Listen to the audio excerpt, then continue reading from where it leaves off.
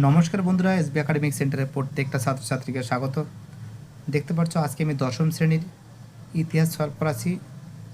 History, স্বদেশ পরিচয় ও পরিবেশ, জীবন মুখোপাধ্যায়। তো দেখো, এই বইটা সলভের জন্য প্রচুর ছাত্রছাত্রী রিকোয়েস্ট করেছে। দেখো, যারা নতুন সদস্য আছো প্লিজ চ্যানেলটিকে সাবস্ক্রাইব করো এবং সমস্ত বন্ধুদের মধ্যে শেয়ার করো, কারণ তোমাদের সাপোর্ট আমার একান্তই কাম্য।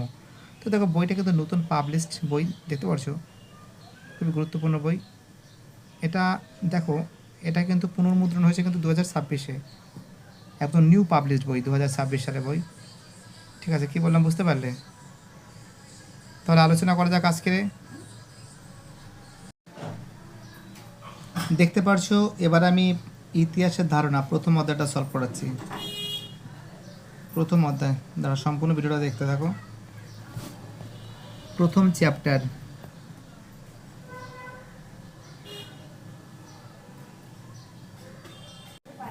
তো দেখতে পাচ্ছ, নগেন্দ্র প্রসাদ সর্বাধিকারী একজন দক্ষ কে ছিলেন? নগেন্দ্র প্রসাদ সর্বাধিকারী দক্ষ একজন কে ছিলেন? ফুটবলার ছিলেন।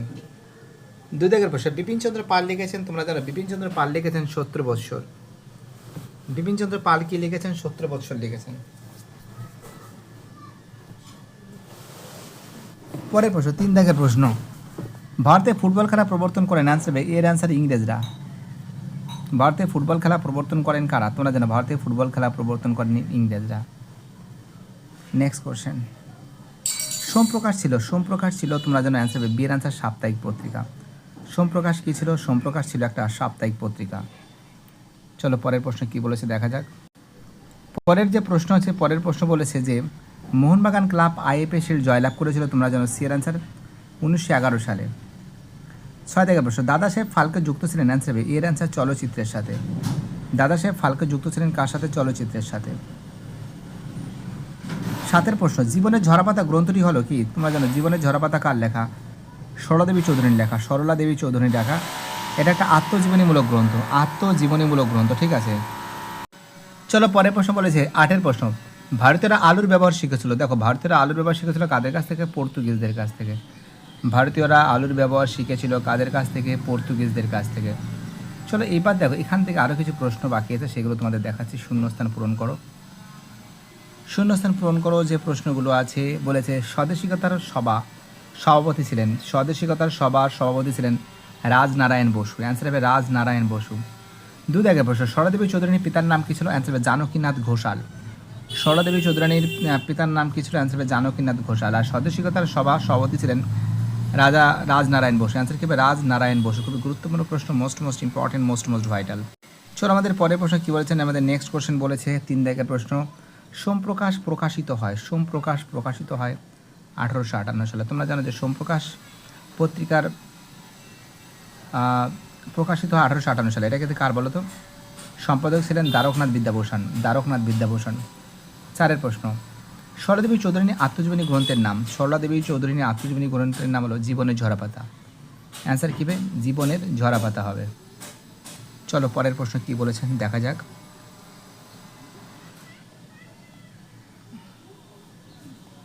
দেখো, এবার আমরা তোমাদের যেটা সলভ করাবো, আমি একটু ম্যাচিংটা একটু দেখে নাও।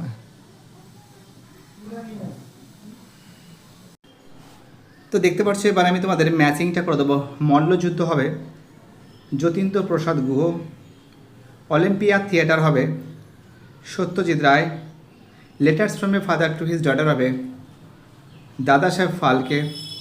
চলচ্চিত্র হবে না, letters from a father to his daughter হবে জওহরলাল নেহরু হবে। চলচ্চিত্র হবে দাদা সাহেব ফালকে। একটু ম্যাচিংয়ে যদিও গণ্ডগোল হয়ে যায়, বাট আরেকবার বলছি, মল্লযুদ্ধ হবে যতীন্দ্র প্রসাদ গুহ। অলিম্পিয়া থিয়েটার হবে Satyajit Ray. Letters from a father to his daughter হবে জওহরলাল নেহরু। চলচ্চিত্র হবে দাদা সাহেব ফালকে। 4, 1, 2, 3। দেখো, এইবার এখান থেকে যে প্রশ্নগুলো আছে সেই প্রশ্নগুলো তোমাদের সামনে আমি তুলে ধরছি সরাসরি এসবি একাডেমিক সেন্টার থেকে, এসবি একাডেমিক সেন্টারের অনলাইন ক্লাস থেকে। সোমপ্রকাশ পত্রিকার সম্পাদক ছিলেন দ্বারকনাথ বিদ্যাভূষণ। তো দেখো, এটা ঠিক আছে, সোমপ্রকাশ পত্রিকার সম্পাদক ছিলেন দ্বারকনাথ বিদ্যাভূষণ, ঠিক আছে। 2 দাগের প্রশ্ন, নদিয়া কাহিনী গ্রন্থটি শহরের ইতিহাসের অন্তর্গত। তো দেখো, এটা ভুল আছে। নদিয়া কাহিনী গ্রন্থটি শহরের ইতিহাসের অন্তর্গত না, এটা আছে।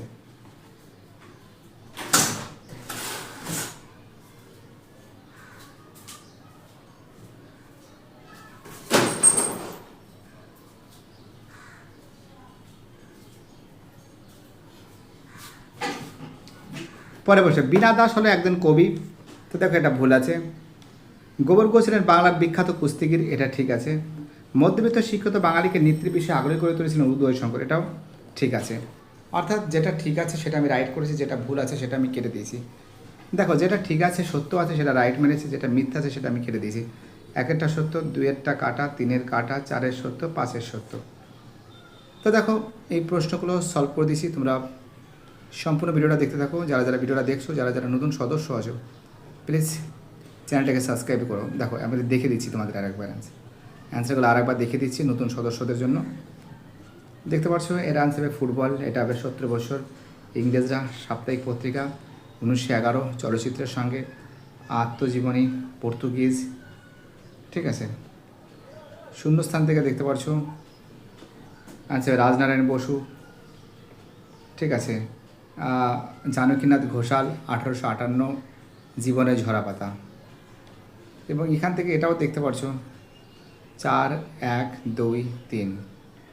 সত্য মিথ্যা তোমাদের দেখিয়েছি, তো আমি তোমাদের আরেকবার বলছি। 1-এর সত্য, 2-এর মিথ্যা, 3-এর মিথ্যা, 4-এর সত্য, 5-এর সত্য। এই হলো তোমাদের। এবার দেখো, এবার তোমাদের আমি বিবৃতিগুলো সলভ করেছি। বিবৃতিগুলো দেখো এখানে কি বলেছে, যে সমাজবদ্ধ মানুষ ইতিহাস রচনা কঠিন কাজ। ব্যাখ্যা এক হবে, মানুষের সমাজ জীবন বড় বিচিত্র। মানুষের সমাজ জীবন বড় বিচিত্র। তো দেখ, চলো আমাদের পরের প্রশ্ন বলেছে, বিভিন্ন অঞ্চলে মানুষ বিভিন্ন ধরনের পোশাক পরিচ্ছদ পরিধান করে।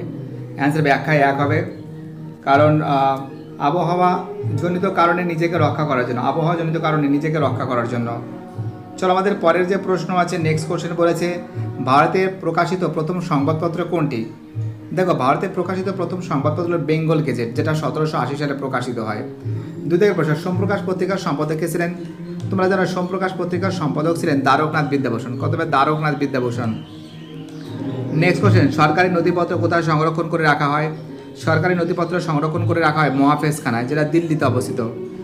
চারের প্রশ্ন, বিপিনচন্দ্র পালের আত্মজীবনী গ্রন্থের নাম কি? অ্যান্সার হবে 17 বছর।